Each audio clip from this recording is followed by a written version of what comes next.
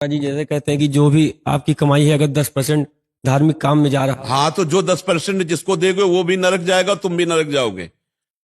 अधर्म के पैसे से कभी भी धर्म नहीं हो सकता। ये 10% देने की बात आई धर्म से कमाने में, कि आपने धर्म से 4 रोटी कमाई, भैया 3 में तुम गुजारा कर लो, एक किसी को पवा दो। धर्म से, अधर्म से नहीं, अधर्म से नहीं। ऐसा तो नहीं हमने आज तक शास्त्र में पढ़ा है, और कहीं किसी को लिखा मिले तो हमें दिखाई देना। बचपन से बहुत से शास्त्रों का स्वाध्याय हुआ, बड़े संत महापुरुषों का संग हुआ, आज तक हमने ऐसा कभी नहीं पढ़ा कि पापाचरण से किए हुए कर्म या धर्म जो धनादि लिया जाए, दूसरे की हिंसा करके, छल कपट करके, बेविचार करके, मांस मदिरा आदि के सब नाना प्रकार के कुकर्माचरण करके तुम कुछ दान पुण्य कर दोगे या धर्म में लगा दोगे तो तुम पवित्र हो जाओगे, ऐसा नहीं। एक उपाय है, अपिचेत सुदुराचारो भजते माम अनन्य भाग साधुरेव समंतव्या सम्यक व्यवसिता। ऐसा आज सत्संग सुना और आज मुझे पश्चाताप हुआ कि मैं बहुत गलत हूं। अब मेरा उपाय क्या हो सकता है मंगल होने का?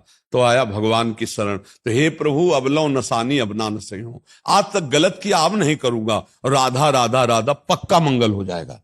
ऐसा नहीं कि तुम रोज पापाचरण करो और 10% संतों को देते जाओ और धर्म में देते जाओ, तो उन संत भी खोपड़ी फोड़ेंगे आपस में। पक्का पक्का संत भी खोपड़ी फोड़ेंगे आपस में, संत भी कलह अशांति में फंस जाएंगे, और वो तो नरक जाएगा ही और नरकगामी बना देगा दूसरे को भी। जैसा धन होता है वैसे ही मन बनता है। ये क्या हुआ? ये ऐसे नीच पुरुषों के द्वारा दिया हुआ धन और उनके द्वारा किया हुआ भंडारा, तो अन्न खा के देखो आगे नीचता। अधर्म के द्वारा कमाया हुआ धन कभी भी धर्म नहीं हो सकता। धर्म से कमाए हुए धन का 10% दान करे, वो बात हम मानते हैं कि गौशाला में दे दिया, संतों को पवा दिया, अपनी मेहनत की कमाई से। हराम की कमाई, बेईमानी की कमाई जहां दोगे वहां बुद्धि भ्रष्ट कर देगा, वहां बुद्धि भ्रष्ट कर देगा। पक्की बात समझ लेना। कभी भी विष अमृत नहीं हो सकता, विष विष ही रहता है। तो ये जो विषवत आचरण करके कमाया गया धन है, ये विष के समान है। हमारे पास जब कोई अधिकारी जन आते तो उनसे यही प्रार्थना करते हैं कि आपसे बस हमारी यही प्रार्थना है कि आप अधर्म का धन मत लेना। महाराज जी श्री जी की कृपा से हम भी सरकारी सेवा में हैं जी हमें भी मान लीजिए ना चाहते हुए भी करना पड़ता है, जी। तो उसके लिए नहीं प्रभु, अगर आप सरकारी आदमी हैं तो सरकार आपको पेमेंट देती होगी जी, तो फिर आप पेमेंट से अधिक लेने। हम अपने लिए ना भी चाहें जी फिर भी मान लीजिए। हाँ, ऐसा हमारे सामने भी पेश हुए हैं, अधिकारी जन भी पेश हुए कि हम ना चाहें तो हमें ऊपर देना पड़ता है, उसके लिए हमें व्यवस्था करनी पड़ती है, उसके लिए ऐसा करना पड़ता है। तो फिर धर्म में चलने के लिए तो कड़ुआ बनी जाओगे, फिर सबके लिए धर्म से चलने के लिए फिर कड़ुआ तो बनी जाओगे। अधर्माचरण में 100 बह रहे तो तुमको भी बहना है क्या?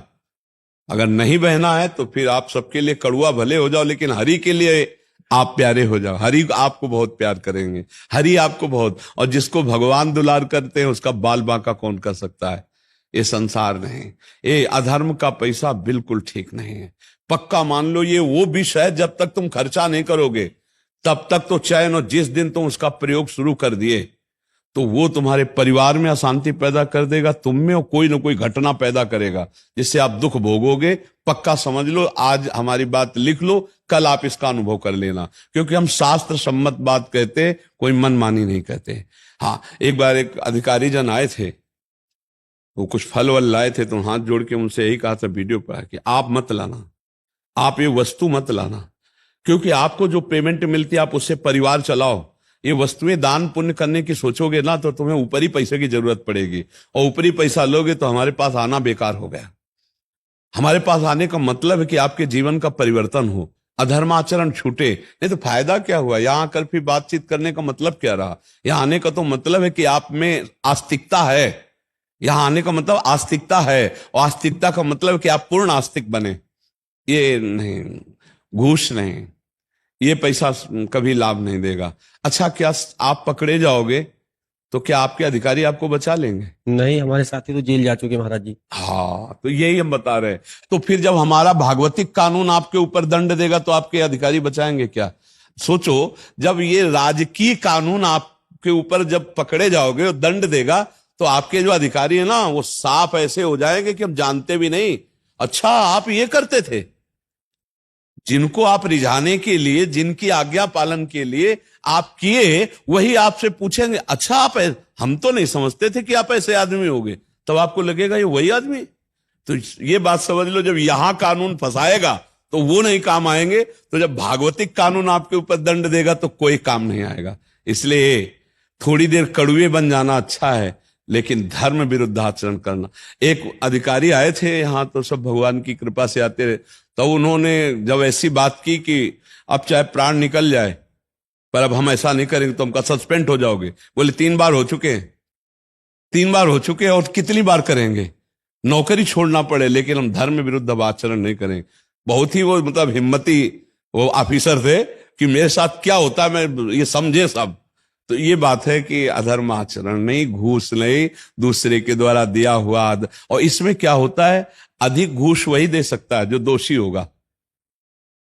निर्दोष आदमी, गरीब आदमी ये आपको ज्यादा घूस नहीं दे पाएगा। जो ज्यादा अधर्माचरण करता है वही आपको ज्यादा घूस दे सकता है, क्यों नहीं? महाराज जी, कुछ ऑफिस में मतलब काम कराने के लिए एक प्रथा सी बन गई है।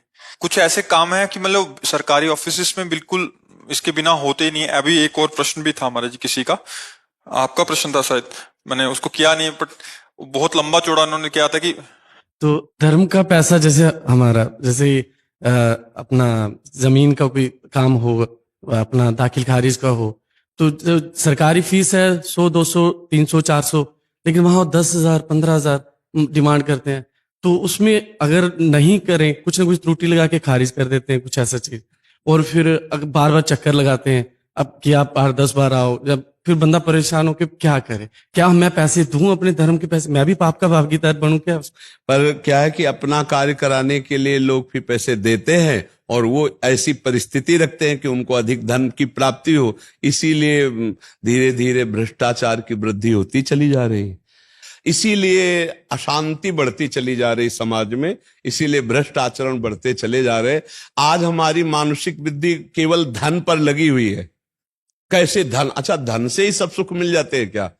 धन से कार खरीद ली, सब व्यवस्था कर ली, और जब कार में एक्सीडेंट हुआ और मर गए तुम, तो किस काम में आया तुम्हारा धन? हो तुम्हारा वो कार किस काम में आई? हो किस काम में? नाना प्रकार का बैंक बैलेंस में भोग विलासिता आई। आदमी ये नहीं सोचता है, खड़ी खड़ी महंगी कार में आग लग गई, अंदर ही जल के भस्म हो गए हो। ये नहीं सोचता है कि दूसरे के प्रति जो हमारा दुखद बर्ताव है, मान लो एक आदमी है वो 500 में जब काम चल जाता है और आप उसके 15,000 ले रहे हैं, 20,000 ले रहे हैं, तो फिर अधर्म पूर्वक हुआ ना।